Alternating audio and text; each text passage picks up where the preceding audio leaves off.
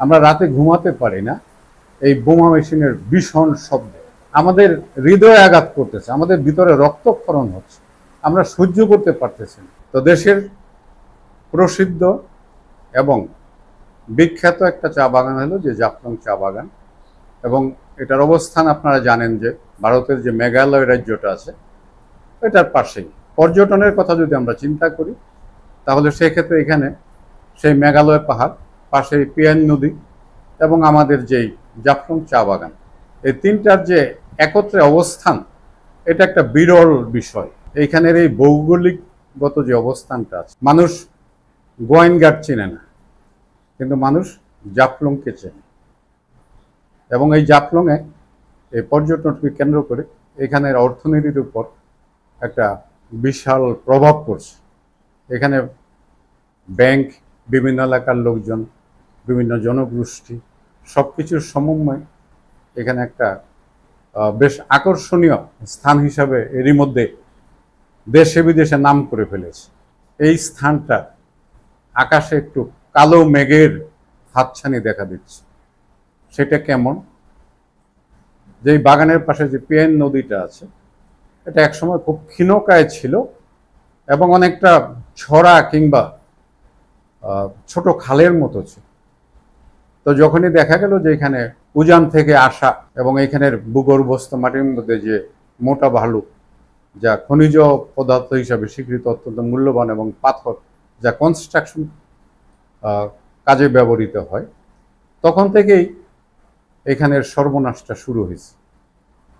তো এই পিয়ান নদীতে তারা বালু পাথর নিতে নিতে আজকে এটা একটা বিশাল নদী হয়েছে এবং এটা খরস্রোতা। এই বর্ষাকাল আসলে এখানে এটার উপর থেকে যে পানির ঢল নেমে আসে তখন এটার কুলটা ভেদ করে এই পানি সব বাগানে প্রবেশ করতেছে, এবং এই বাগানের সাইড দিয়ে তারা ভাঙতে ভাঙতে, যখন বিশেষ করে বর্ষাকালটা আরও থাকে, তখন তারা এই মেশিন নৌকা, বোমা নৌকা, বিভিন্ন নামে এখানে পরিচিত, এই নৌকাগুলো নিয়ে এসে চা বাগানের যে ভূমিটা আছে, মাটিটা আছে, এগুলো নিয়ে যাচ্ছে। এবং এরই মধ্যে তারা প্রায় 250 থেকে 300 একর জায়গা নিয়ে গেছে বা বিলীন হয়ে গেছে। এখন এই চা বাগানে প্রায় 2200 একরের জায়গা 300 একর চলে গেছে। এখানে প্রায় 8-10 হাজার শ্রমিক এবং তাদের সন্তান সন্ততি, আত্মীয় স্বজন সব মিলিয়ে বসবাস করছে। তো আজকে তারা সব দিক দিয়ে হুমকির সম্মুখীন। কিভাবে? তারা যে কাজ করে খায় চা বাগানে, এই বাগানটা নষ্ট হয়ে যাচ্ছে, ধ্বংস হয়ে যাচ্ছে। তারা যে বাসস্থানটা আছে সেটা আজকে হুমকির সম্মুখীন। তারপর এই যে বাইরের লোকজন, যেখানে অর্থ নাকি অনর্থের মূল, এই অর্থকে কেন্দ্র করে, বালু এবং পাথরকে কেন্দ্র করে এখানে একটা কঠিন, দুষ্ট এবং দুর্দমনী একটা সিন্ডিকেট গড়ে উঠেছে, যার শিকড়টা সম্ভবত দেশের রাজধানী পর্যন্ত বিস্তৃত। তা আমরা নিরুপায় হয়ে সহজ সরল শ্রমিকদেরকে নিয়ে যারা এখানে আছি, তা আমরা বারবার প্রশাসনের বিভিন্ন দোরগোড়ায়, সর্বত্র সব জায়গায় আমরা আমাদের এই দুঃখের কথা, কষ্টের কথা বিগত অনেক দিন যাবৎ বলে আসছি, লিখিতভাবে দিয়ে আসছি। এর মধ্যে অনেকে ভিজিট করে গেছেন, দেখে গেছেন, আশ্বাস দিয়ে গেছেন, কিন্তু কাজের কাজ কিছুই হয়নি। ফলাফল হলো যে এখনো ভাঙছে, এখনো বালু নিয়ে যাচ্ছে, এখনো পাথর নিয়ে যাচ্ছে। এবং আমরা যেহেতু সহজ সরল মানুষ, আমাদের তেমন কিছু করার থাকে না।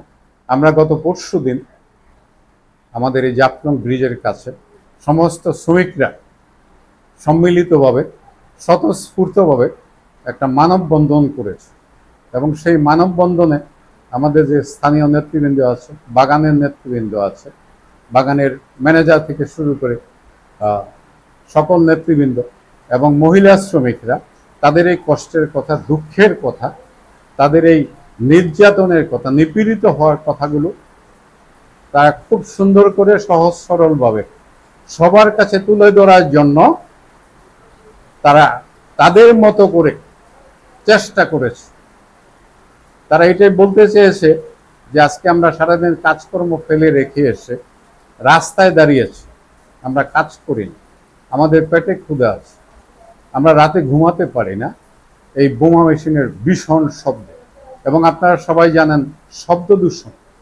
এখন আমাদের তো পরিবেশ দূষণ চলছে, ধুলা বালি আছে, এখানে ধুলা বালি এবং এই যে পাথরকে কেন্দ্র করে এমনিতেই বাতাস দূষিত থাকে, তার সাথে যোগ হয়েছে এই শব্দ দূষণটা, এবং এই শব্দ দূষণটা আরো আমাদের ক্ষতি করছে। আমরা যেহেতু জানি এবং বুঝতে পারছি যে আমাদের বাগান থেকে, অর্থাৎ আমাদের সম্পদ থেকে তারা এই বালু এবং পাথরগুলো নিয়ে নিচ্ছে, সেই কারণে এই শব্দটা আমাদের শব্দ দূষণের পাশাপাশি আমাদের হৃদয়ে আঘাত করতেছে, আমাদের ভিতরে রক্তক্ষরণ হচ্ছে, আমরা সহ্য করতে পারতেছি না, আমরা নিরুপায় অসহায় চোখে আমাদের এই সর্বনাশকে আমরা দেখতেছি। তো কাজেই এই দেশের নাগরিক হিসাবে, এই দেশের একজন সাধারণ মানুষ হিসাবে, এই দেশের একটা শিল্প প্রতিষ্ঠানের একজন শ্রমিক হিসাবে, কর্মচারী হিসাবে বা ম্যানেজারাল স্টাফ হিসাবে আমাদের এই যে দুঃখ কষ্টগুলো, আমরা এই যে আপনাদের মুখের সামনে প্রতিদিন এক কাপ চা ধরে দেই, যে চায়ের সুবাস আপনাদেরকে আকুল করে, মনটা ভালো করে, শরীরকে চাঙ্গা করে, যেটা পান করে আপনারা মানসিক শান্তি পান, কিন্তু যারা এটার পিছনে কাজ করছে, শ্রমিকরা বা আমরা, তা আমরা যে মানসিক অশান্তিতে আছি, আমরা সবাইকে শান্তি দেওয়ার চেষ্টা করছি, মনকে প্রফুল্ল করার চেষ্টা করছি। বিনিময়ে কি আমাদের এই কষ্ট, যন্ত্রণা, এই দুঃখ, এই অবিচার, এই নির্যাতনটা কি আমাদের প্রাপ্য? সারা দেশবাসী জাফলং আসে, দেখে, এবং আমাদের বাগানেও শত শত পর্যটক চলে আসে।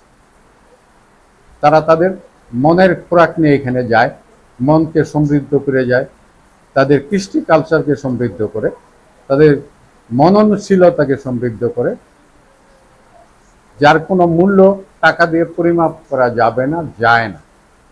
তো দেশের এমন একটা সমৃদ্ধশালী, সব দিক থেকে এ টু জেড বিবেচনা, এমন একটা স্থানকে ধ্বংস করে দেওয়া, এটা কি আসলে মানুষের কাজ? এটা কি কোনো সুস্থ সবল মানুষের পক্ষে করা সম্ভব, নাকি করা উচিত? এই দেশকে আমরা সবাই ভালোবাসি, আমরা বলি, কিন্তু আমাদের কথাবার্তায় খুব বলতে পারি, কিন্তু আমাদের যে কর্ম বা কাজ, কাজে হইলে আসল পরিচয়। বৃক্ষতর নাম কি? ফলে পরিচয়। আমরা প্রতিনিয়ত, প্রতি মুহূর্তে, প্রতি ঘন্টায়, প্রতিদিন, প্রতি মাসে এখানে আমরা জাফলংকে ধ্বংস করছি, ক্ষতবিক্ষত করছি। তো আমরা আশা করব, আমরা আশা করতে চাই, আমরা বিশ্বাস করতে চাই যে অন্তত আপনারা যারা মিডিয়া ব্যক্তিত্ব আছেন, দেশের সুশীল সমাজ, দেশের বিবেক, জাতির বিবেক, আপনাদের মাধ্যমে আমাদের এই কথাগুলো, আমাদের এই কষ্টগুলো, আমাদের এই আর্তনাদগুলো, আমাদের এই পর্যটনকে বাঁচানো, দেশকে বাঁচানো, চা শিল্পকে বাঁচানো, এই সব কিছুর পিছনে আমাদের যে প্রচেষ্টা, আমাদের যে আন্তরিকতা, আমাদের যে পরিশ্রম, আমাদের যে ঘাম ঝরা, আমাদের যে রক্ত পানি করা, এতে আমাদের যে কষ্টটা হচ্ছে, এই কষ্টটা যাতে পুরো দেশবাসী এবং বিবেকবান মানুষের কাছে পৌঁছে, আমরা সে ব্যাপারে আপনাদের এই দৃষ্টিটুকু আকর্ষণ করতে চাই। এটা কারো ব্যক্তিগত সম্পদ নয়, এটা দেশের সম্পদ, জাতীয় সম্পদ। আসুন আমরা দেশকে ভালোবাসি, আমাদের চা শিল্পটাকে রক্ষা করি, আমাদের প্রিয় শ্রমিক ভাই বোনদেরকে বাঁচাই। তারা ওই দেশের গর্বিত নাগরিক এবং তারা উৎপাদনশীল কাজে জড়িত, তারা ব্যয় করে না, তারা দেশের জন্য আয় করে, তারা ট্যাক্স দেয়। কাজেই আপনারা সংশ্লিষ্ট সবাই আমাদের প্রতি মানবিক হবেন, আমাদের সমস্যাগুলোকে সমাধান করার জন্য চেষ্টা করবেন।